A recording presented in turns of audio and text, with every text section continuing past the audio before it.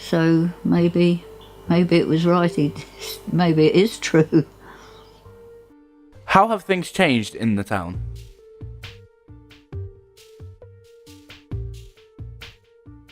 Yeah, Eastbourne's a good place, but it's changed a lot with all the population getting bigger and bigger, and more houses being built, and traffic's pretty hard in rush hours to get from A to B, things like that.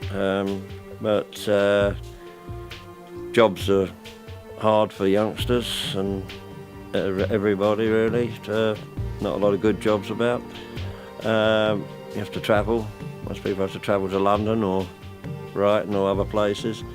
I was in business. That was very difficult the last few years. I had second-hand business. That got very difficult, where I ended up having to pack up because no money in it, plus my health was going. But other than that, I suppose not too bad. So how do the old and young generation feel about the town? I think, most people would choose to move away from Eastbourne as well, actually, if they could, if there was something else, if it was, money wasn't a problem.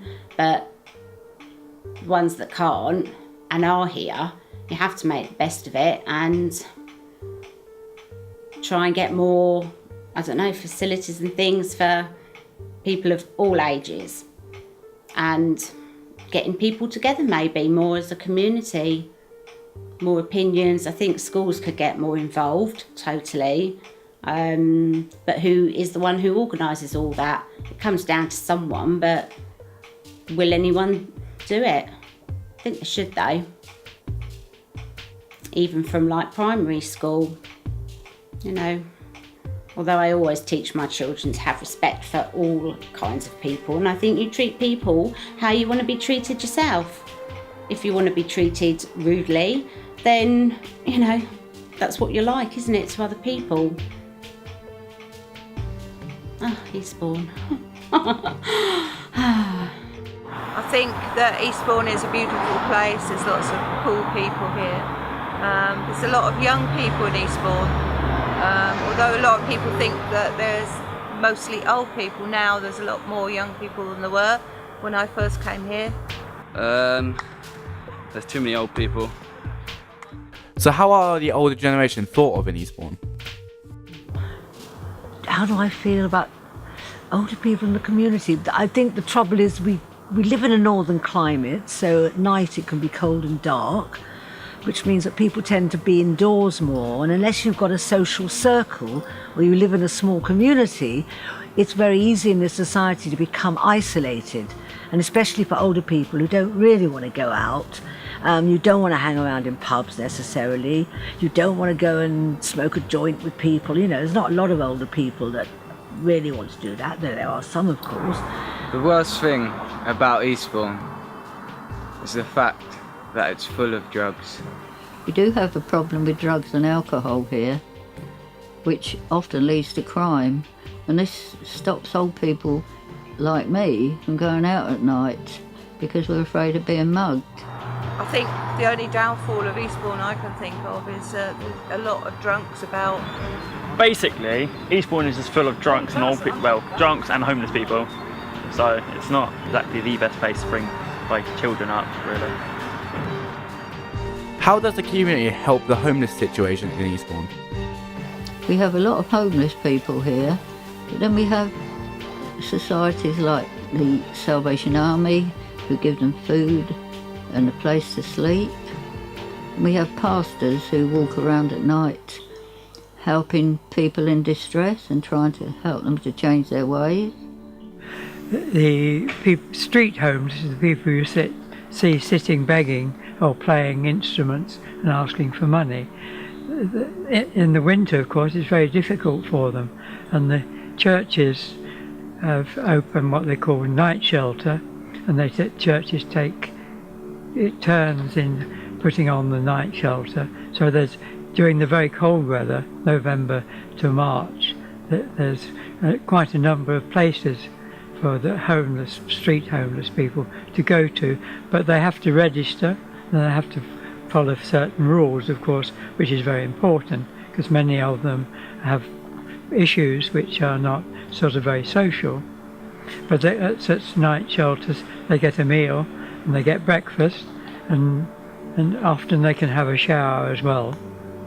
So this is very important to them.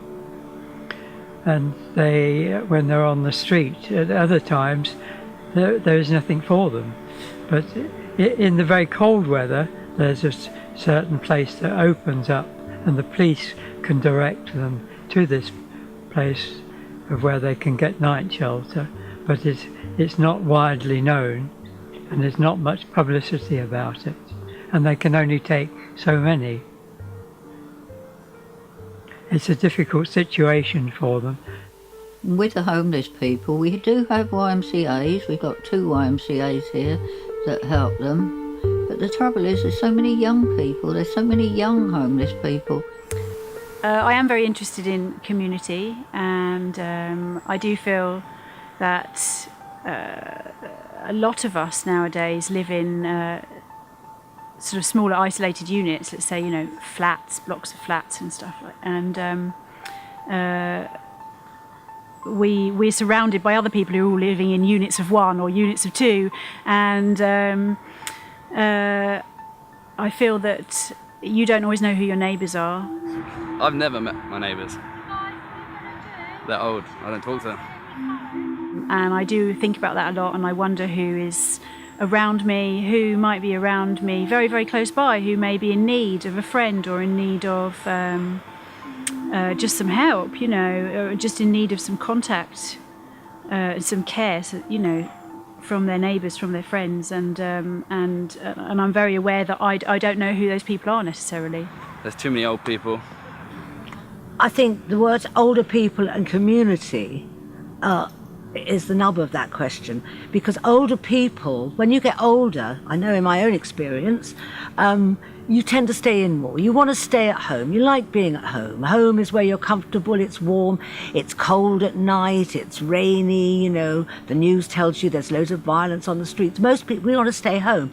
If you don't have a great circle of friends, or you live in a very small community where it's easy, people visit each other's houses, you can become very isolated. And that's what happens today to a lot of older people. They seem to be isolated. They don't have a community of their friends that they've built up over the years and hung on to. So issues like drugs and homelessness are actually things more outside the doors. What is it like living in this town? It's a very nice area compared to London, but things I don't like about Eastbourne are the sheer number of chavs.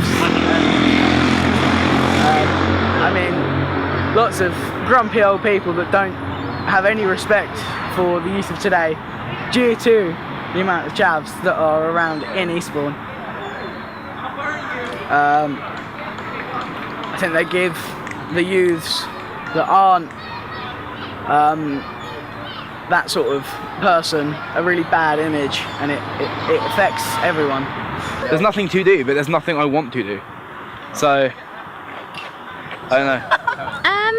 Well, it's a really beautiful place. Like, everywhere you go you can take great pictures and stuff, like photography courses and everything. I know quite a few people and they've got really good success, but it's a really beautiful town, and it would be really great if like more people were to view it. I've lived here all my life, and I've spent all my life wanting to leave here. Yeah. How do you think the young people are thought of in Eastbourne? I think I would probably give a massive shout out to the teenagers around here, because to give them a voice, because we're quite negatively publicised. So I think if I was in charge, I would make sure that every teenager was given a voice, and that it wouldn't all be negative, and that everybody would give them a chance. We have a lot of tourists, but I guess that's kind of good. But the people from Eastbourne, some are nice, some aren't. Other things I don't like about Eastbourne is the fact that there's a wide variety of teenagers. And I know you're going to find teenagers wherever you go, and you're always going to have the good from the bad. But some people put all teenagers in the same boat. The majority of teenagers nowadays do like to smoke, do like to go out and drink, do like to misbehave, do like to disobey the law. They like to do all these rebellious things. My favourite thing about Eastbourne is the fact that it's full of drugs. That doesn't mean that other teenagers want to as well. I don't have the desire to go out and drink, do drugs, smoke. I have the desire to stay in school, go to college, do A-levels, university, get a good paying job. That's what I want to do. I want to contribute back. And it annoys me when certain people may cross the other side of the street because they see a group of teenagers. Just because there's a group of teenagers doesn't mean they're going to have cigarettes, lighters, a knife, anything like that. Doesn't mean that. Just because, say, a teenager's wearing a tracksuit.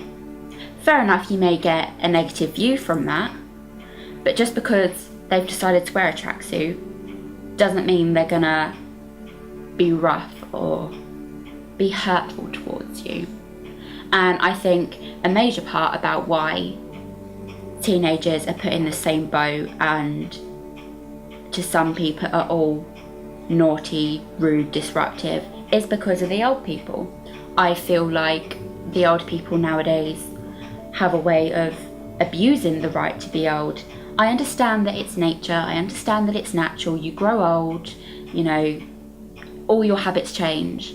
And I understand that they grew up in a different era pretty much, different years to us, different society to us. But what they need to understand is times change. What do you think about the changes in Eastbourne? Well, when I was a young man,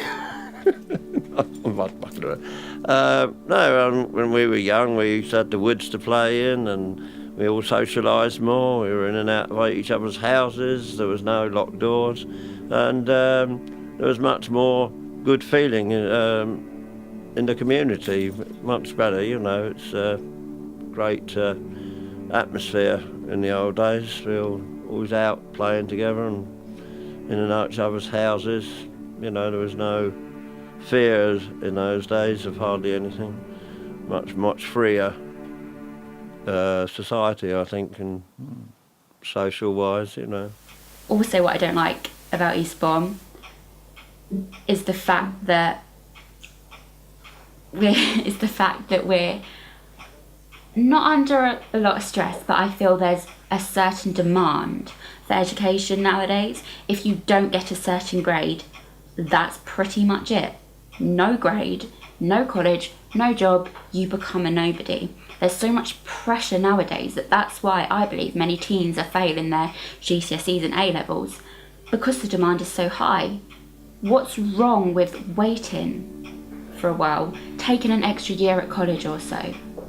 You know, people that don't pass maths as a GCSE are expected to pass it at college, but that's not the case. And then that means just because they don't pass one thing means they can't pursue what they want because they don't have the grades to get onto the course. It annoys me because they always say, oh, no chances are limited, don't worry, the world is your oyster, you can make what you want of it. But when you try and make what you want of it, you're kicked back down because you don't have a certain grade.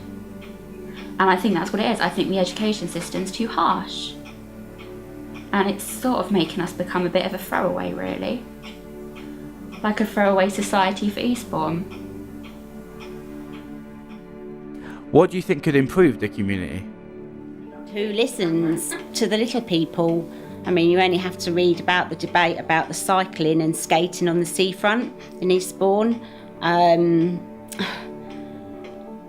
don't skate up there myself and I don't ride my bike up there, but I know people who do, and it is a promenade to walk, yes, but I do think you should be able to ride your bike, and, you know, especially little children, I don't see any harm in that at all. And the bigger ones, well, there are other places to ride and skate, and that is free, but you've got to get your bike up there on the dodgy roads in the first place.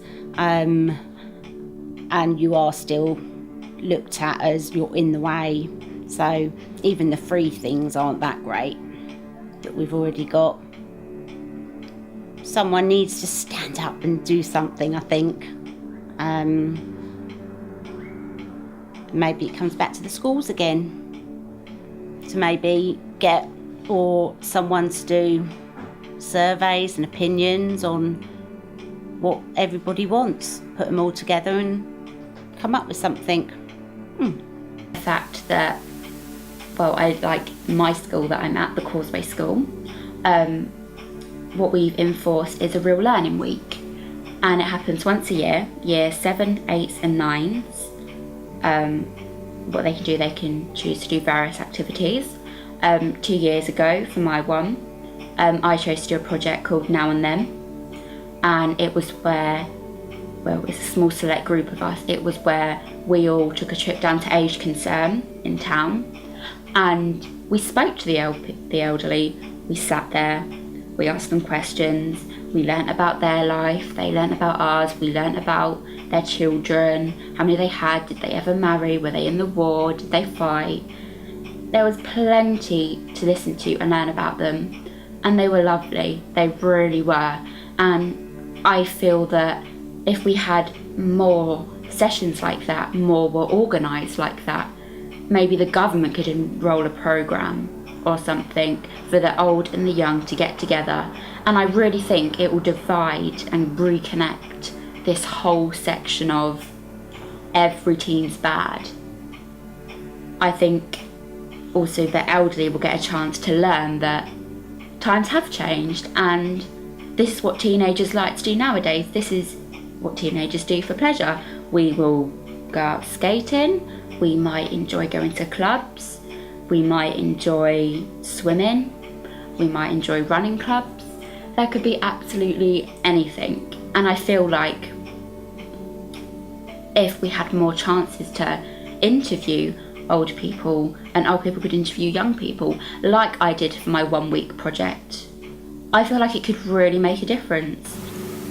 We all learn from each other, you know, especially when we're talking to each other face to face.